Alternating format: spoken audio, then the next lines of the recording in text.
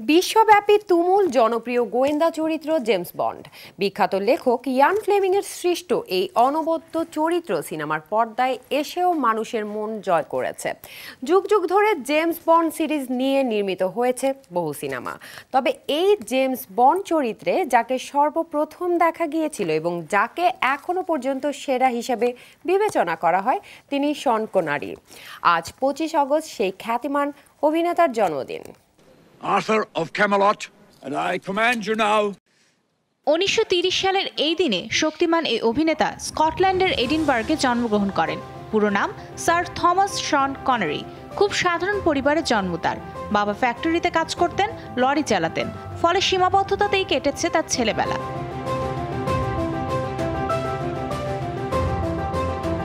দারিদ্রতার কারণে অল্প বয়সেই কাজে যোগ দিতে হয় তাকে। বাবার মতো লরি চালিয়েছেন, দৈনিক মজুরিতে শ্রমিকের কাজও করেছেন।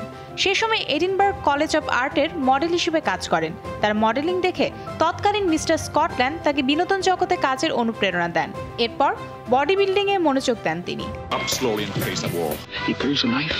50-এর দশকে শুরু হয় শন কনারির অভিনয় ক্যারিয়ার। 1951 সালে কিংস থিয়েটারের ব্যাক স্টেজে কাজ করতেন। বডি বিল্ডিং এর সুবাদে 1954 সালে সাউথ প্যাসিফিক মিউজিক্যালে কাজের সুযোগ পান। পাশাপাশি সুযোগ পান সিনেমাতেও। 1954 সালে লিল্যাক্স ইন দ্য স্প্রিং এ ছোট্ট একটি চরিত্রে অভিষেক হয়।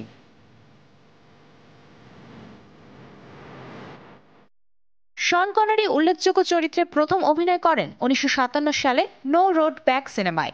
1961 সাল পর্যন্ত আরও কিছু ছোট বড় চরিত্রে অভিনয় করেন, কিন্তু সেভাবে সাফল্য আসেনি। অবশেষে 1962 সালে ডক্টর নো সিনেমায় 007 তথা জেমস বন্ডের রূপে হাজির হন শন কনারি। ব্যাস ঘুরে যায় তার ক্যারিয়ারের মোড়। Mister bond. জেমস বন্ড সিরিজের মোট 60টি সিনেমায় বন্ড চরিত্রে অভিনয় করেন শন কনারি। তবে একসময় একই চরিত্র থেকে বিরক্ত হন তিনি। অন্য ধারার চলচ্চিত্রে মনোনিবেশ করেন। তার অভিনীত the man who would be king, Marley, finding Forrester, first knight ও দ্য রাশিয়া হাউস সহ অনেক সিনেমায় দারুণভাবে সফল হয়।